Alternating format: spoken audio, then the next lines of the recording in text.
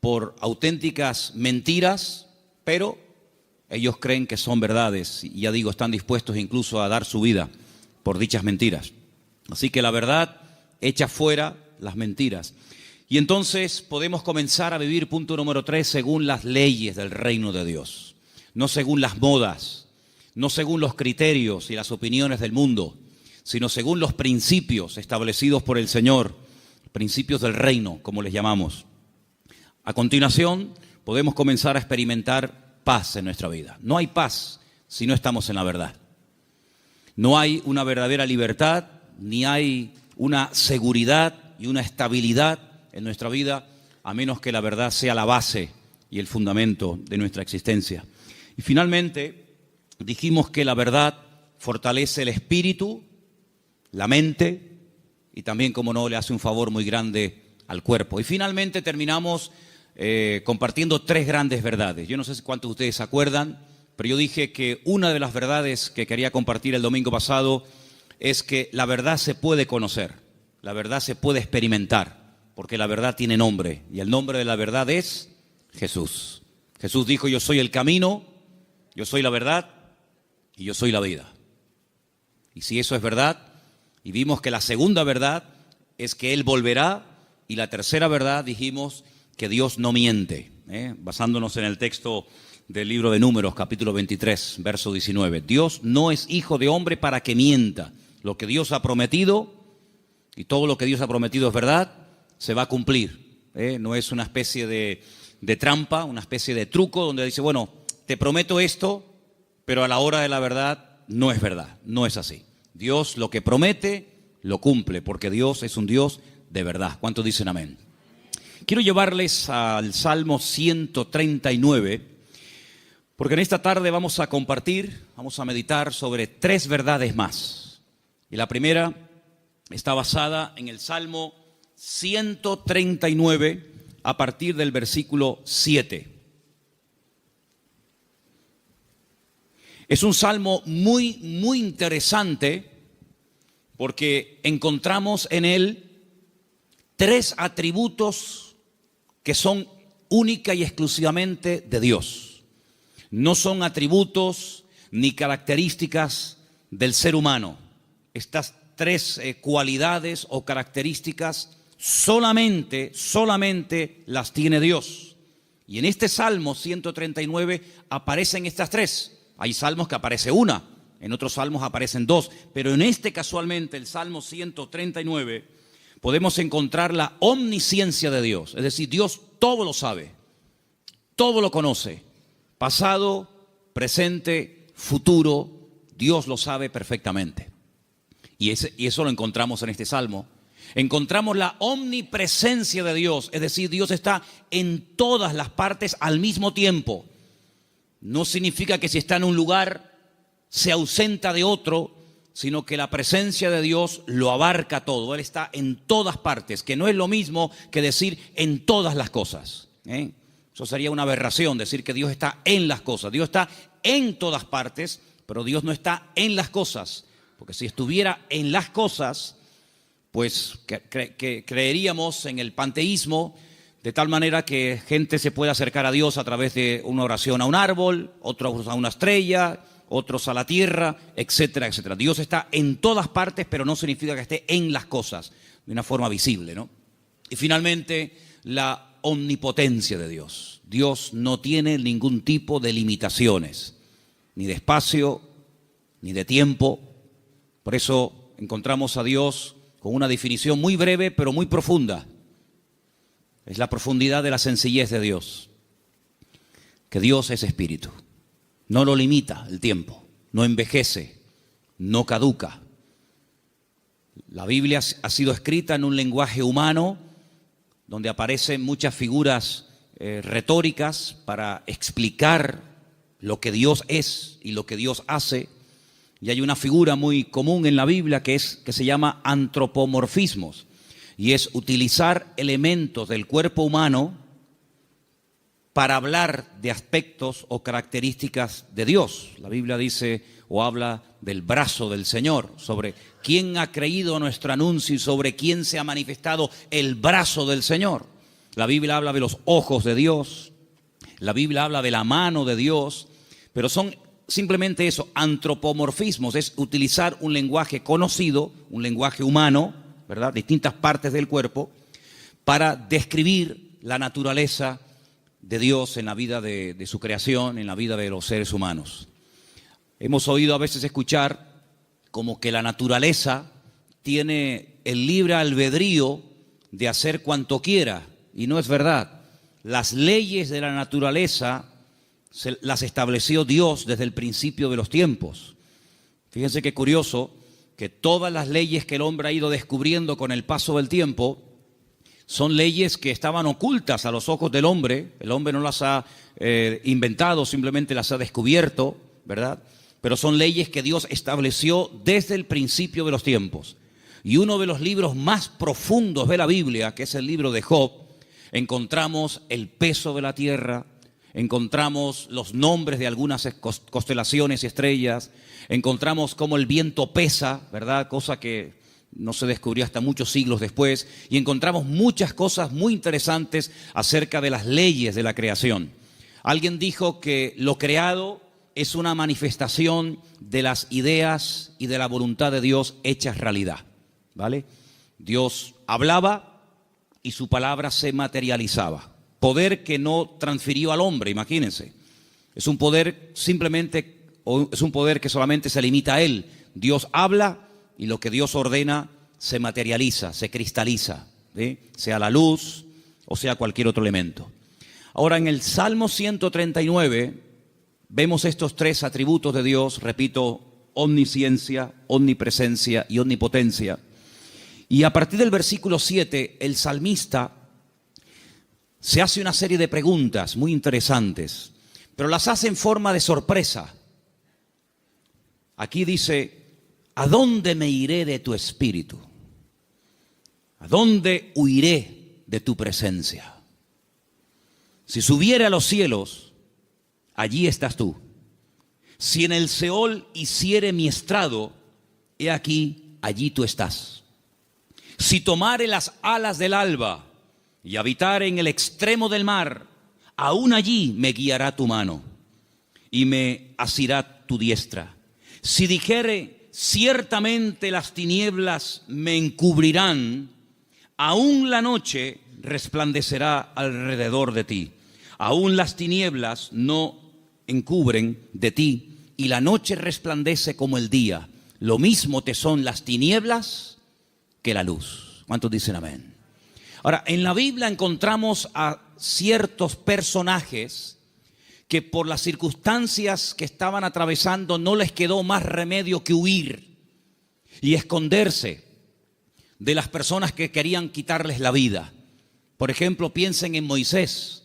Cuando él tenía 40 años, dice la Biblia que él, para mediar en una disputa, en una pelea, dice que él se levanta contra un egipcio y lo mata y lo oculta. Pero aparentemente se ve que su crimen, su asesinato no quedó, digamos, oculto. Y al día siguiente alguien le dice: ¿me vas a matar a mí como ayer mataste al egipcio? Y esto le produjo un pánico, le trajo un miedo tan grande a Moisés, que dice que tuvo que huir al desierto. Y se ve que no lo encontraron. Se ve que el faraón, que a lo mejor intentó encontrarlo, fue todo en vano, porque pasó 40 años en el desierto y la Biblia no dice en ningún momento que a Moisés lo localizaron y lo llevaron a Egipto y lo sentenciaron. Por lo tanto, supo huir y se escondió, pero tuvo que huir. Tenemos, por ejemplo, el caso de David. David es un joven que recibe el llamado de Dios, la unción, el respaldo de Dios siendo muy joven. El profeta Samuel derrama sobre él aquel cuerno lleno de aceite que tipificaba la unción que él tendría el día de mañana para ser el segundo rey de Israel. Y dice la Biblia que durante muchos años, David tuvo que huir y tuvo que escaparse y esconderse, porque Saúl estaba obsesionado con quitarle la vida. Y se ve que lo hizo bien, por supuesto, la bendición de Dios también estaba con él, porque Saúl nunca lo encontró, a pesar de que muchas veces estuvo muy cerca de echarle mano, incluso hasta de quitarle la vida. Así que vemos que hay hombres en la Biblia, seguramente hay otros, que tuvieron en momentos puntuales de la vida que huir. Pero lo que me llama la atención es que estas personas huían de hombres y fueron capaces de ocultarse de esos hombres, sea Faraón, sea Saúl, que querían quitarle la vida. Pero lo curioso es que en el primer libro de la Biblia, el libro del Génesis, el primer hombre intenta jugar al escondite con Dios. Porque dice la Biblia que cuando Adán peca, se esconde de Dios, como si Dios no supiera dónde está. Es decir, Adán está tratando a Dios como si fuera un hombre. Así como Saúl no pudo encontrar a David porque sabía dónde esconderse, y así como Moisés se supo meter en el desierto y no lo encontraron, Adán creía que se podía ocultar de Dios. Sin embargo, el Señor sabía perfectamente dónde está. Me llama la atención que cuando leemos el libro del profeta Jonás, en el capítulo 1, dice la Biblia que él recibe un llamamiento para ir a predicar a una tierra extranjera, a la capital del imperio de Asiria. La ciudad se llamaba Nínive, pero él no quería ir, porque él sabía que si la gente se exponía a la palabra y se arrepentían, Dios los iba a perdonar. Y como él no quería que Dios los perdonara, sino que los castigara y los destruyera, pues dice, no voy a predicarles. Y como no van a tener la opción de arrepentirse, pues que se mueran. Y entonces dice que desciende a una ciudad que en la Biblia se llama Jope, pero que en la actualidad se llama Jaffa, y dice que toma un barco para huir de la presencia del Señor. Bueno, hay un momento en el que los marineros le preguntan, ¿qué haces aquí? ¿Cuál es tu nacionalidad? Y dice que los marineros se dieron cuenta de que él intentaba huir de la presencia del Señor. ¿Eso qué significa?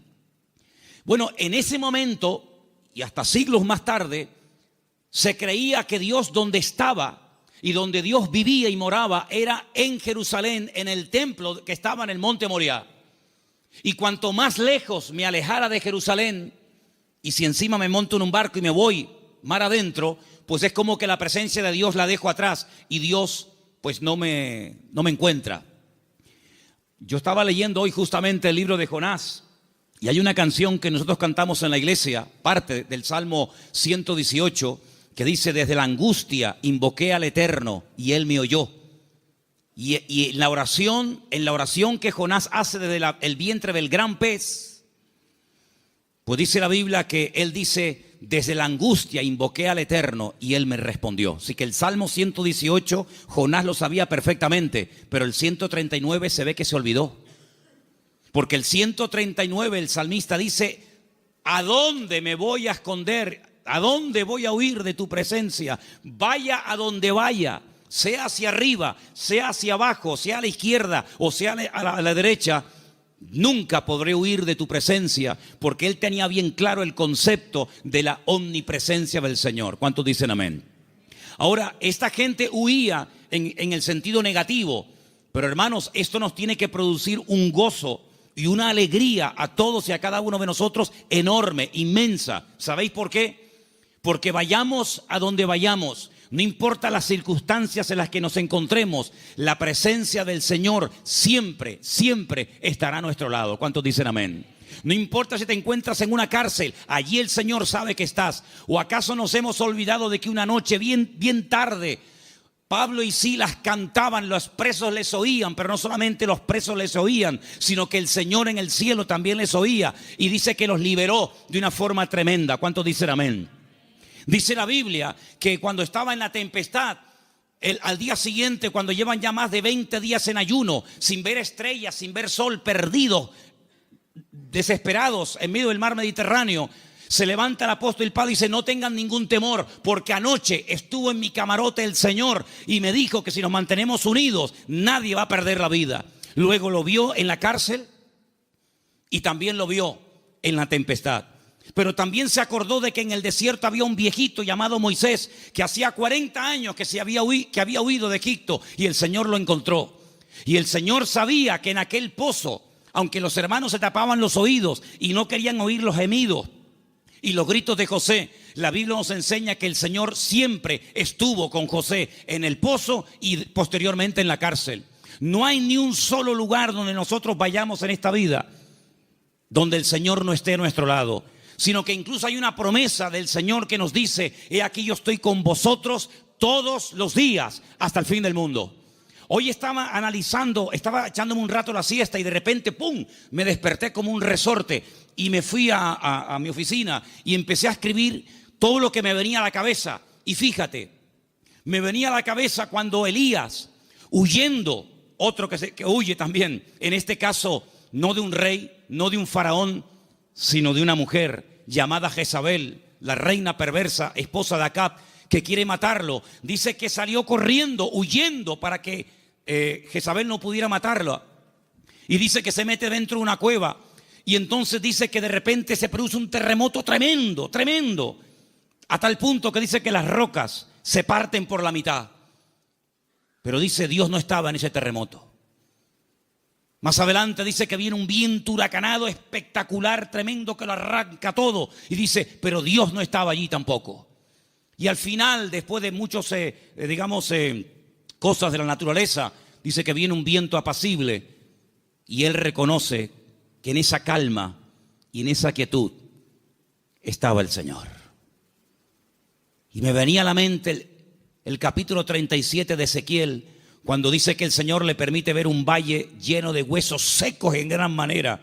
Y dice que no se levantaban ni producían ningún temor porque no estaba el Espíritu de Dios dentro de ellos. Si como la Biblia dedica tiempo a decir dónde Dios no está, pero también la Biblia dice dónde Dios sí está. Por ejemplo, también apuntaba todas las veces que ocurren tragedias y desgracias en la vida. A continuación añade la Escritura y dice, pero el Señor estaba con José. ¡Qué maravilla! Hermanos, saber que nuestro Dios está con nosotros todos los días, ¿no te produce una alegría y una tranquilidad de saber que pase lo que pase y venga lo que venga y digan lo que digan, nuestro Dios está con nosotros porque es omnipresente? No hay que ir a un lugar específico a visitarlo, como durante siglos y generaciones tenían que hacer las 12 tribus de Israel, que 3 veces al año tenían que viajar cientos o miles de kilómetros para ir a Jerusalén a visitar y a celebrar la fiesta del Eterno, sino que el Señor ha prometido estar con nosotros en cualquier momento, en cualquier lugar. No importa si somos jóvenes, adolescentes, niños o ancianos. No importa si estamos en la iglesia, en la casa, en el trabajo, en un barco, en un avión, en un submarino. No importa. La presencia del Señor siempre estará a nuestro lado y eso significa que la protección del Señor siempre estará con nosotros. Esa es la primera verdad que quiero compartir con ustedes en esta tarde. Y si habéis prestado atención a la lectura, ¿cuál fue la lectura de hoy? ¿Cuál fue? Salmo 121. ¿Cómo empieza el Salmo 121? Alzaré mis ojos a los montes. ¿De dónde vendrá mi socorro? Ay, amigo, cuando tú estás donde empezaban los peregrinos que iban a Jerusalén a celebrar las fiestas, cuando tú te pones en el principio de ese camino, allí en lo alto, en Galilea, y ves un camino estrecho, rodeado de unas montañas gigantescas, y te explican que en esas montañas se ponían los ladrones y las bandas armadas para robarle las ofrendas y los diezmos que iban a llevar al templo a Jerusalén. ¿Cómo nos van a alzar los montes los peregrinos y decir, Señor, ¿de dónde vendrá nuestro socorro? No es que está implorando la ayuda de las montañas, no, porque el versículo siguiente dice, nuestro socorro viene del Señor que hizo los cielos y la tierra. No dará tu pie resbaladero, ni se dormirá el que te guarda. Él guardará tu salida y tu entrada desde ahora y para siempre. ¿Cuántos dicen amén?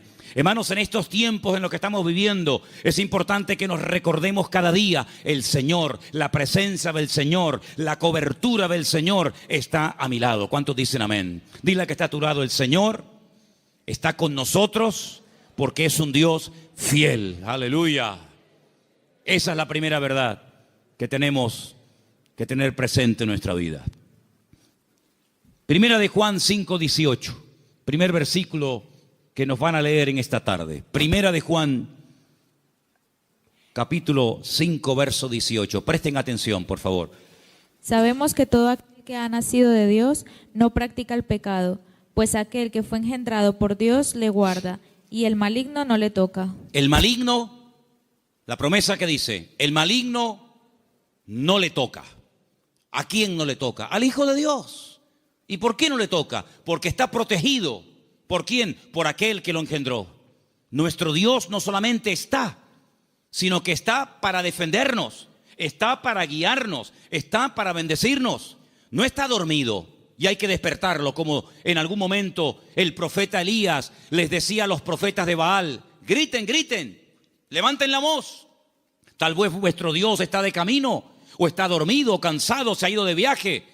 Sino que nuestro Dios está a nuestro lado, pero no de una forma pasiva, indiferente, sino que está a nuestro lado para pelear nuestras batallas y defendernos. ¿Cuántas veces hemos mencionado el pasaje de cuando el profeta Eliseo, no Elías, Eliseo, se encuentra rodeado de enemigos y su criado Giesi se lo comenta y le dice: estamos rodeados, nos van a matar? Y el profeta Eliseo ora para que el Señor le abra los ojos espirituales a su criado incrédulo Giesi, porque le dice: más son los que están con nosotros que los que vienen contra nosotros. Y entonces él pudo ver por los ojos de la fe cómo la presencia del Señor estaba alrededor de aquella casa, y aquellos que venían a matarlos al final quedan ciegos y ellos los tienen que guiar hasta salir de la ciudad. Hermanos, ese es nuestro Dios, un Dios que ha prometido estar con nosotros todos los días. Estemos también nosotros con Él todos los días. ¿Cuántos dicen amén?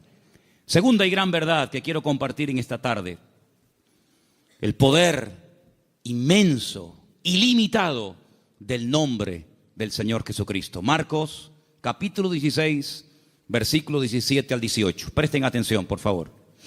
Y estas señales seguirán a los que creen. En mi nombre echarán fuera demonios, hablarán nuevas lenguas, tomarán en las manos serpientes, y si bebieren cosa mortífera no les hará daño. Sobre los enfermos pondrán sus manos y sanarán. Todo cuanto se menciona ahí con una connotación milagrosa: echar fuera demonios, hablar lenguas, orar por los enfermos, etcétera, etcétera, todo va precedido por el nombre de Cristo. En mi nombre, en mi nombre, en mi nombre. El Señor Jesucristo nos enseña en la palabra que cuando oramos los creyentes tenemos que orar en su nombre. Firme la oración. No oramos en nuestro nombre. No nos acercamos a Dios con nuestros méritos, sino que oramos en el nombre del Señor Jesucristo. Y en el libro de Filipenses, el capítulo 2, nos da una pincelada, una explicación del poder tremendo de ese nombre. Presten atención.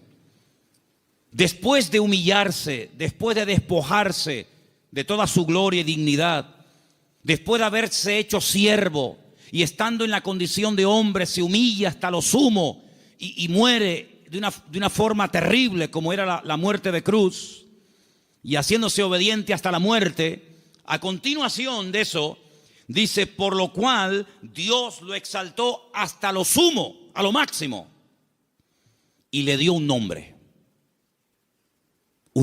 sobre todo nombre.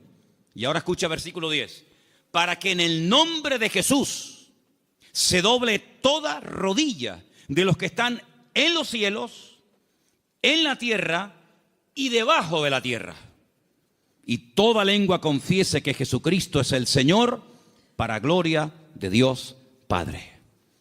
El poder del nombre de Cristo, no somos conscientes de lo poderoso que es mencionar ese nombre.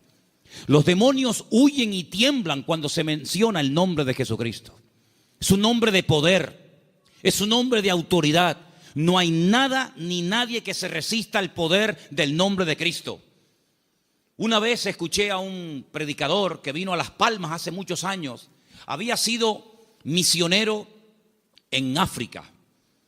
Y un día no se le ocurre otra cosa más que ir a una tribu de caníbales.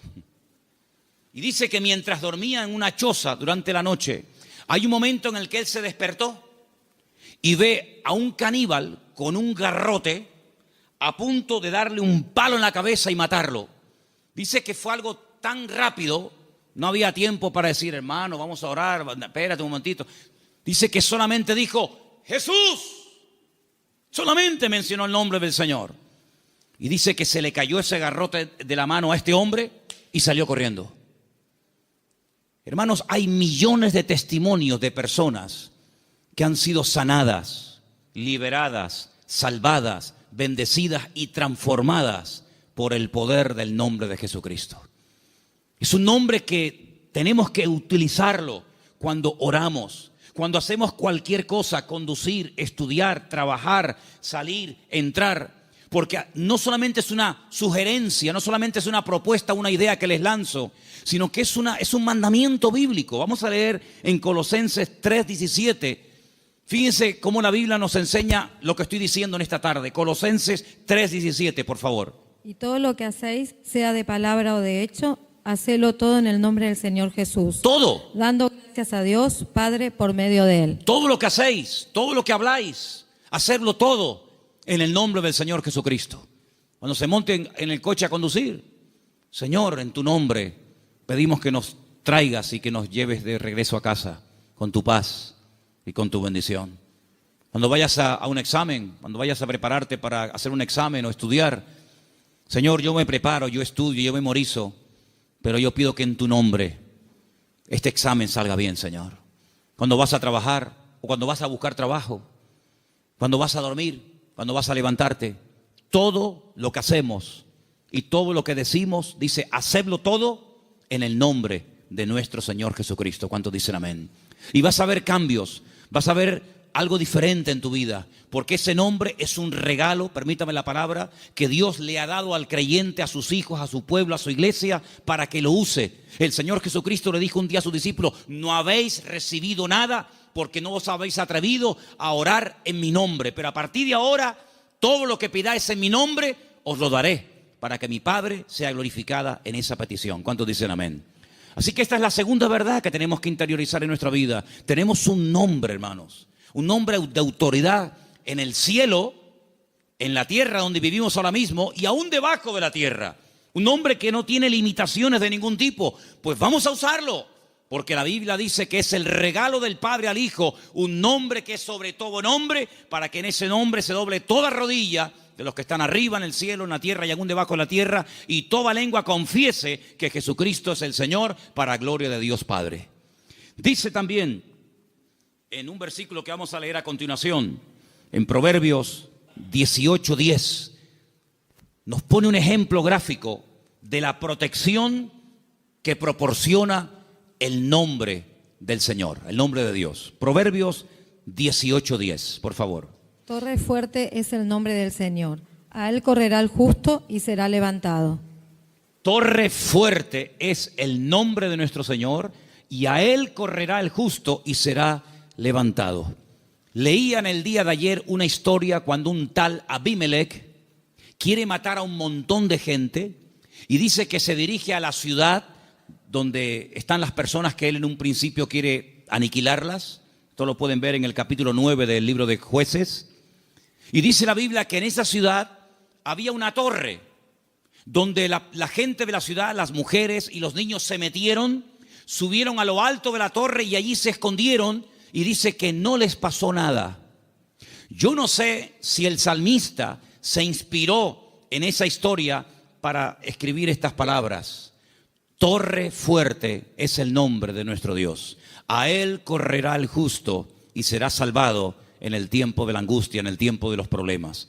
Así que, hermanos, les animo a que en esta semana, no en vano, porque fijaros que sagrado es el nombre del Señor, que hay un mandamiento de los 10, del decálogo, hay uno que curiosamente hace referencia a su nombre.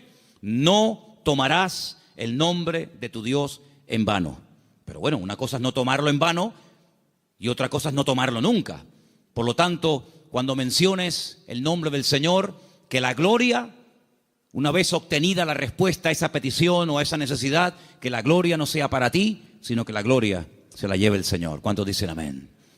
Hay también una tercera verdad que quiero compartir esta tarde.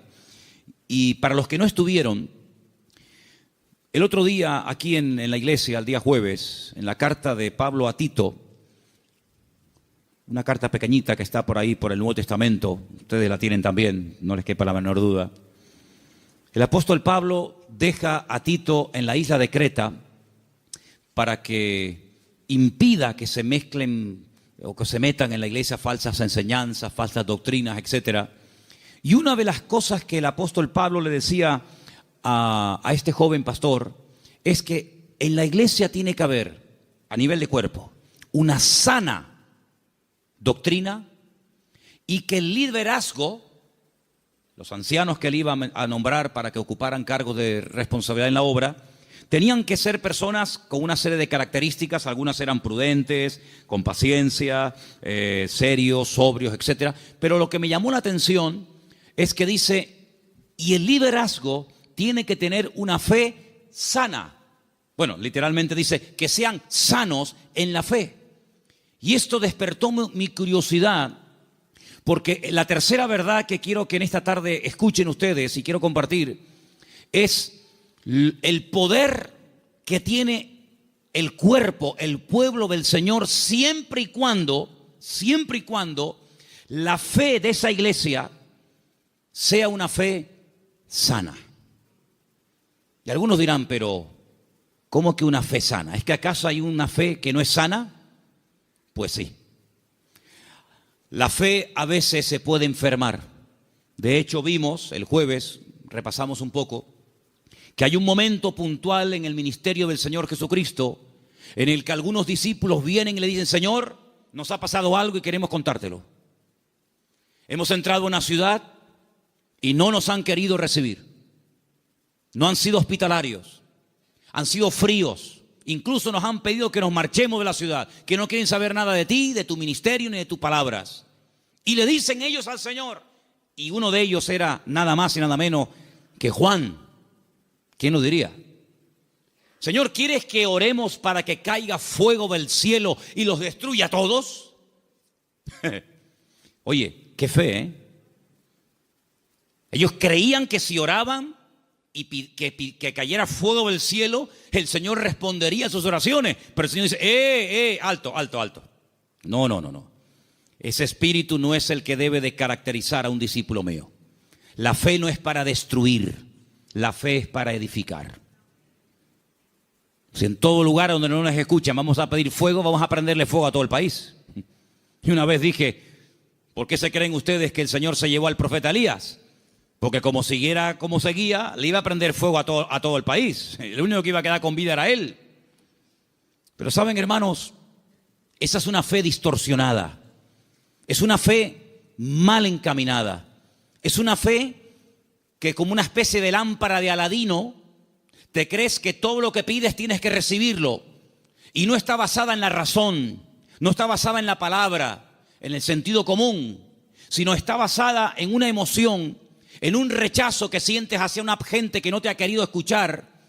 Y es una fe que no tiene nada que ver con una fe sana, que es la fe que tiene que tener el creyente. Es una fe totalmente distorsionada, una fe que no es la que yo quiero que ustedes tengan.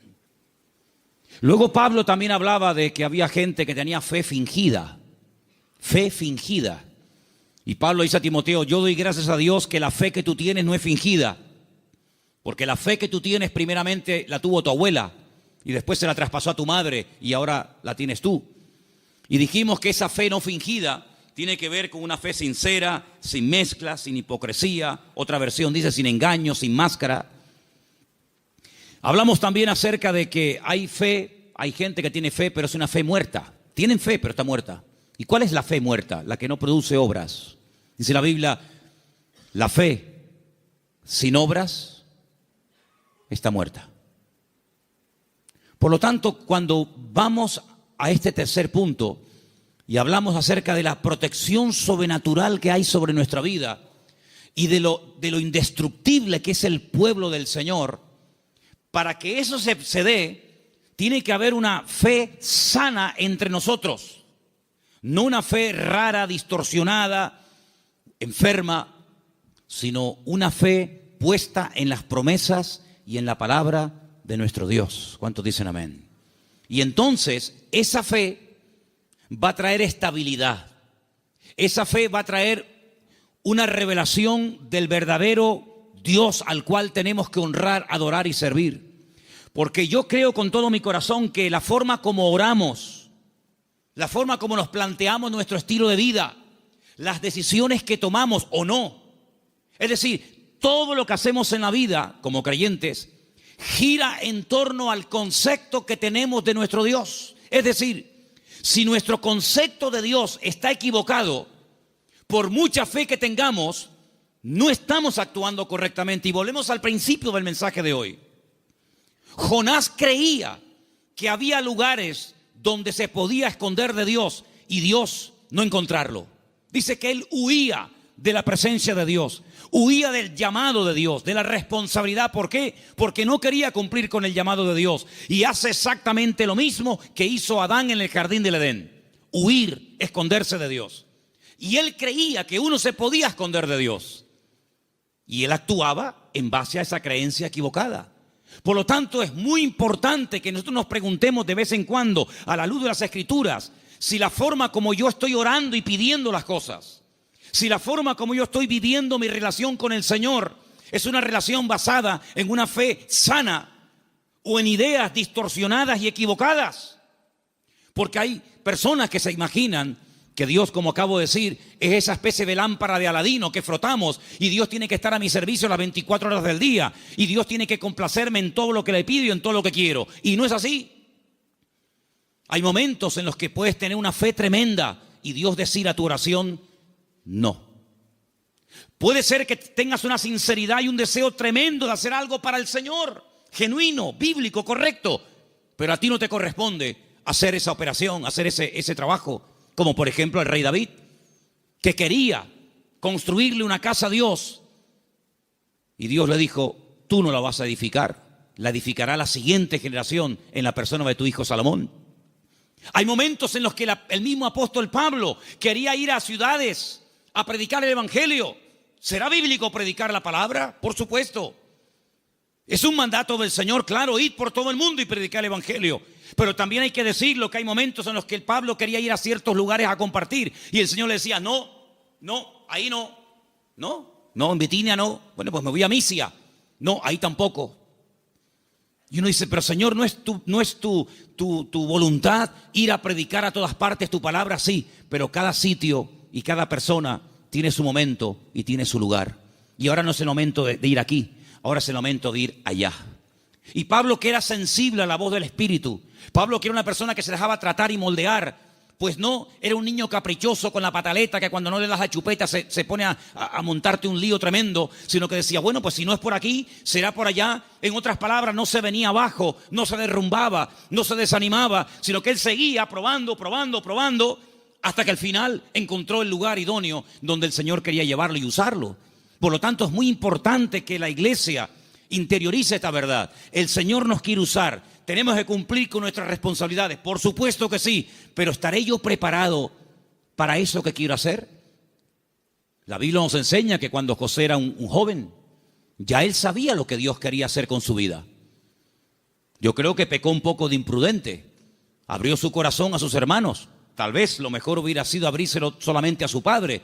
Pero él le abrió su corazón a sus hermanos, le contó los sueños que había tenido y se buscó la ruina de su vida. Bueno, después al final, lógicamente, sabemos que el Señor utilizó todo aquello y lo convirtió en algo positivo, ya lo sabemos. Pero hermanos, él tuvo que esperar desde el momento que recibe la revelación de la voluntad de Dios para su vida, hasta que él ve que eso se cumple. Pasaron muchos años, pasó mucho tiempo. ¿Por qué? Porque el Señor tenía que tratarlo, y tenía que prepararlo, y tenía que capacitarlo. Y lo tuvo que hacer pasar por situaciones terribles, pero en todas y en cada una de ellas aprendió lecciones que lo marcaron para toda la vida. Y cuando llegó el momento, el Señor lo levantó y el Señor lo utilizó. Por eso, amados hermanos, ¿en qué momento, en qué etapa del camino te encuentras? Sin embargo, cuando le escribe el apóstol Pablo a Timoteo, le dice: Timoteo, Dios no nos ha dado espíritu de cobardía. Probablemente estaba pasando por un momento de temor frente a semejante responsabilidad. Pablo dice: Dios no nos ha dado espíritu de cobardía y no te tienes por qué avergonzar de mis cadenas.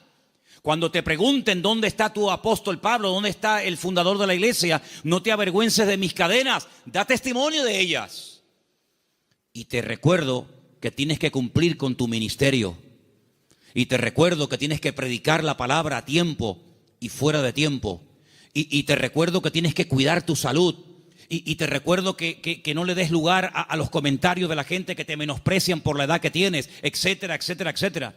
En otras palabras, ¿por qué le exige que sufra? Sufre, pelea, predica, con ganas y sin ganas, a tiempo y fuera de tiempo.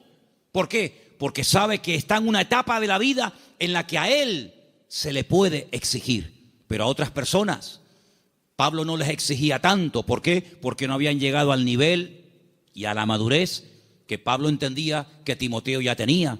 Por lo tanto, en base a tu conocimiento, en base a tu madurez, en base al desarrollo que tú tienes en el Señor, se te exigirá más o se te exigirá menos. Pero todo creyente que forme parte del cuerpo de Cristo, el cual llamamos iglesia, tiene que asumir las responsabilidades que le corresponda. Y yo, por ejemplo, en esta tarde, tengo aquí una pequeña lista de cosas en las cuales todos sí podemos, a pesar de que lleven poco tiempo o mucho tiempo, todos sí podemos cumplir con ellas. Por ejemplo, con la puntualidad. Yo doy gracias al Señor de que en esta iglesia, salvo raras excepciones, siempre se empiezan los cultos a su hora. ¿Sí o no? ¿No? ¿Dicen que no? Hemos estado en algunas iglesias donde el culto se ha empezado media hora tarde. Y durante la predicación aún sigue entrando gente. Y decirnos a algunos miembros de la iglesia, en esta iglesia siempre ha sido así. Es imposible empezar un día a tiempo. Bueno, yo doy gracias al Señor de que por lo menos en eso no somos malos, ¿no? Sino que generalmente solemos ser puntuales. Cuando se propone o se expone a la congregación un proyecto, una idea o algo, generalmente un altísimo porcentaje de la congregación responde apoyando pues dicha actividad o proyecto o lo que sea. En otras palabras, hermanos, la iglesia va a crecer en la medida en la que tú crezcas. La iglesia, cuando hablamos de iglesia, ¿qué es la iglesia? La iglesia eres tú, y tú, y tú, y cada uno de nosotros. Y la iglesia, ese concepto a veces tan abstracto, como dice la iglesia ¿qué es? Pues la iglesia eres tú. La iglesia tendrá la madurez de todos y cada uno de nosotros. Pero esa madurez, ¿dónde la aprendemos? ¿Aquí o ya venimos con ella de casa? Después del culto hoy, queremos reunirnos unos poquitos minutos con los padres de los chicos que en este momento, ahora mismo, están en la escuela dominical. ¿Por qué? Porque una de las cosas que tenemos que entender es que la iglesia, por ejemplo, los domingos, la escuela dominical, es un refuerzo a lo que teóricamente los niños ya aprenden de sus respectivos padres en el hogar. ¿Cuántos dicen amén? Es decir, si ustedes no oran a la hora de la comida, difícilmente, por más que se lo enseñen ahora mismo las hermanas que están allí con esos niños, que hay que orar dándole gracias al Señor por la comida que entra por nuestra boca, si después durante la semana, que es muy larga, hasta el próximo domingo, no ven a papá y no ven a mamá orando un momentito, dándole gracias al Señor por los alimentos, pues le vamos a hacer al niño, perdonen la palabra, un cacao, porque le estamos enseñando algo en la iglesia que luego ustedes no lo apoyan. Es decir, que lo que aprendan aquí, luego vean la práctica en el hogar. ¿Cuántos dicen amén? Si, por ejemplo, un niño un día en una escuela dominical tiene una clase donde, por ejemplo, no sé, se le habla del perdón, pues que cuando lleguen momentos puntuales, pues que el niño vea que en casa la asignatura del perdón se aprueba con sobresaliente y no siempre con suspenso. Y simplemente quiero ponerles un ejemplo. Porque la tercera verdad que estoy tratando de compartir esta tarde es la importancia de la iglesia en el mundo y cómo la iglesia es indestructible siempre y cuando cumpla con los requisitos bíblicos establecidos por el Señor en su palabra. ¿Dónde aprendió José a perdonar, a reconciliarse, a llevarse bien con otras personas? ¿Dónde lo aprendió? ¿En Egipto? ¿En Egipto lo aprendió?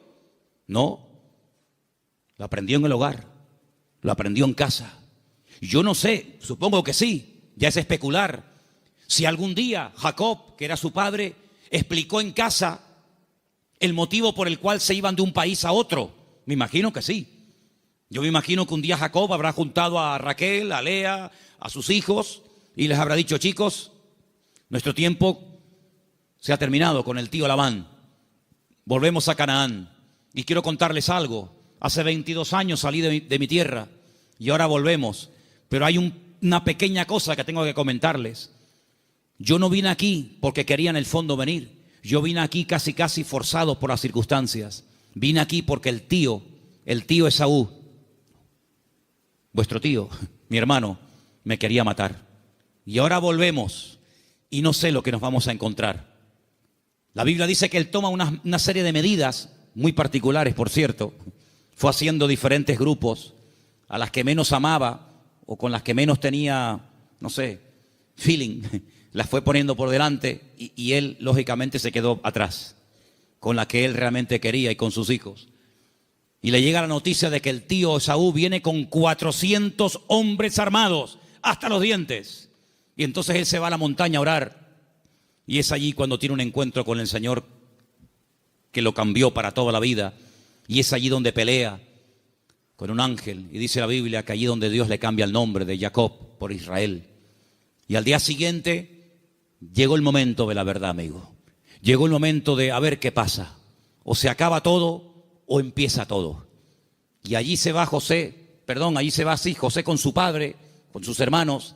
Y allí dice la Biblia que Jacob y Esaú se abrazaron, se perdonaron, se reconciliaron y todo se solucionó. Y allí estaba José.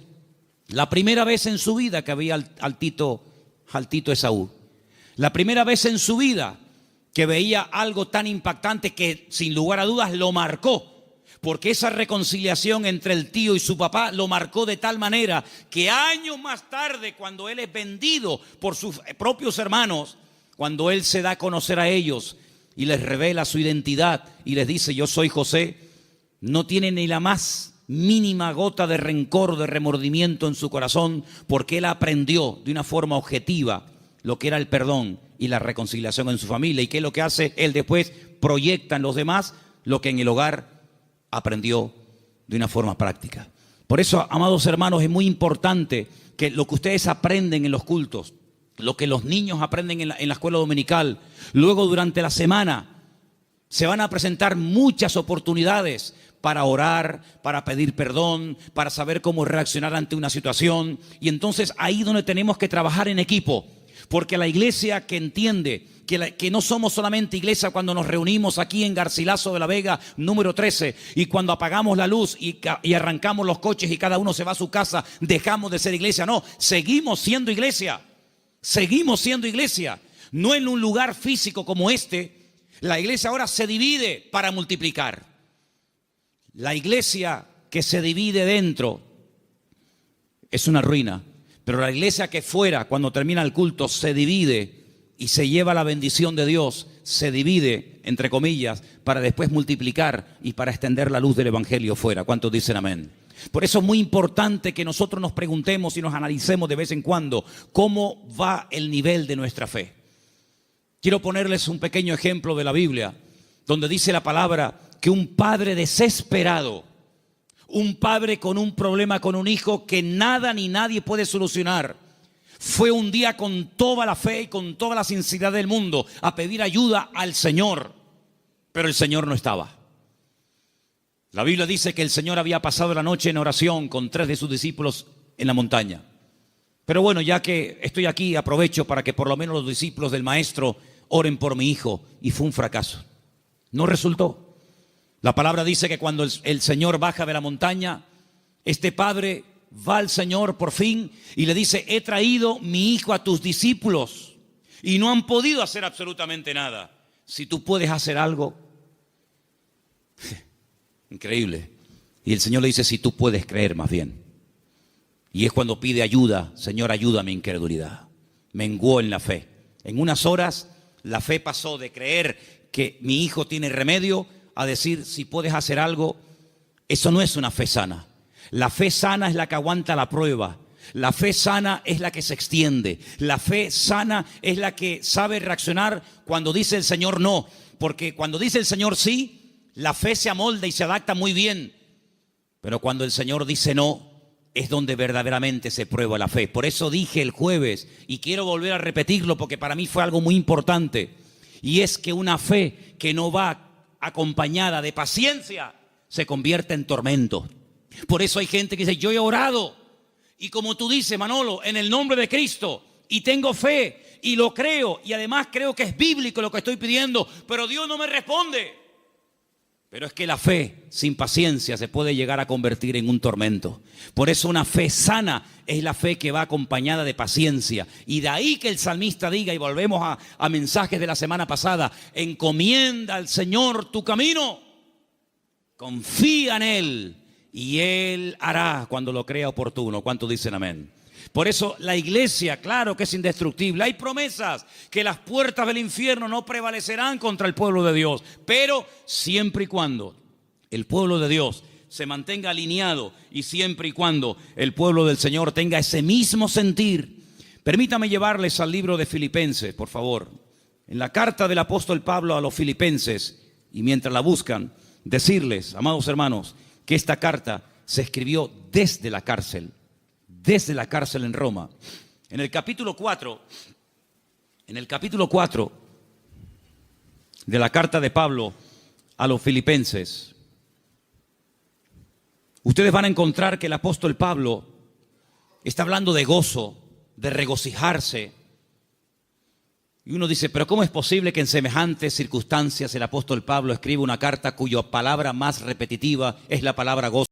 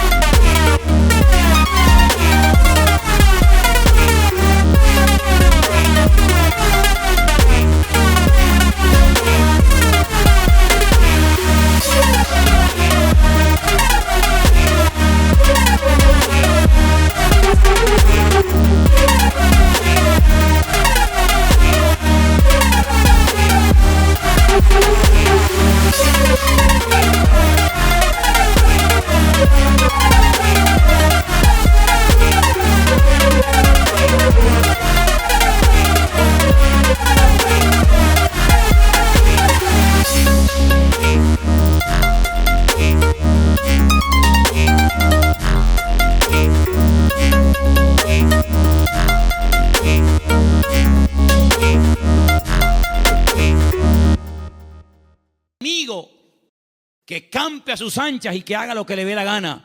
Porque la iglesia es un freno en el mundo espiritual que el diablo reconoce perfectamente. ¿O se creen ustedes que el diablo no sabe que tú eres un hijo de Dios? ¿Se creen ustedes que el diablo no nos ve a nosotros? ¿Se creen ustedes que los demonios no nos observan cada día cómo hablamos, cómo oramos o cómo no oramos, cómo entramos, cómo salimos? Claro que lo ven. Había una vez unos jóvenes que querían echar fuera un demonio de un hombre, y cuando fueron a orar por él no se les ocurre otra cosa. Qué listos y qué tontos al mismo tiempo. Querían echar fuera a los demonios en el nombre del Cristo que predica Pablo. Y los demonios le respondieron y les dijeron a los 7 hijos de Seba, así se llamaba el padre de estos muchachos: conocemos a Pablo y conocemos al Cristo que predica Pablo, pero a vosotros no os conocemos absolutamente de nada. Así que el diablo sabe dónde vivimos, sabe nuestra identidad, sabe nuestro nivel de madurez, sabe nuestro nivel de santidad con el Señor, sabe hasta dónde puede llegar, porque como dije al principio, hay una protección, una cobertura sobrenatural 24 horas al día sobre la vida de la iglesia, sobre la vida de cada uno de sus hijos. Pero a veces nosotros podemos abrir rendijas, a veces nosotros incluso hasta le damos ideas al enemigo. Por eso dice Pablo: no le deis lugar al diablo. No le des lugar al diablo en tu casa. Si hay algo por donde está colando el enemigo, sé sabio y quítalo, elimínalo. Si hay algo en tu vida que produce que entres en un picado, en un enfriamiento, en un apartamiento de la palabra y del Señor, aléjalo de tu vida. Rodéate de gente espiritual. Lee libros